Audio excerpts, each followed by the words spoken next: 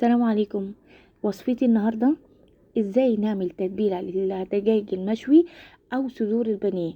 هننزل في بولة بمعلقة كبيرة من عصير الليمون، معلقة كبيرة من الجنزبيل او الزنجبيل البودر، كمان معلقة من البابريكا المدخنة، كمان معلقة من الرز الماري، طبعا بيدي تست حلو جدا لأي مشاوي.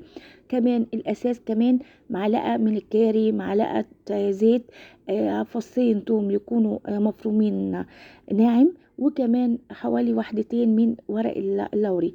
بعد كده هننزل التتبيلة دي على الدجاج او على البانيه. لازم نغلف البانيه كويس جدا في التتبيله ديت. هي تتبيله يعني تعتبر ناشفه شويه، يعني ما فيهاش سوائل. هننزل بمعلقه كمان من الخل، وحوالي معلقه كبيره من المستردة بتدي المشويات تست حلو جدا. بعد كده هندخلها التلاجة لمدة ساعتين، مش أقل من ساعتين نطلعها علشان التتبيلة تثبت في البانيه أو تثبت في المشويات. أي حاجة هنعملها، إذا كان بانيه إذا كان قطع فراخ، بس أنا استسهلت بصراحة وعملت قطع البانيه، بجد طعمها حلو جدا. هننزل في طاسة بمعلقة كبيرة من الزيت ومعلقة كبيرة من الزبدة، وبعد كده الطاسة تكون سخنة جدا ننزل عليها بقطع البانيه أو قطع الدجاج. بعد كده هنسيبها 3 دقايق بالظبط لحد لما تاخد اللون الذهبي. نبدأ نقلبها الجهة التانية برضو، وهنسيبها 3 دقايق.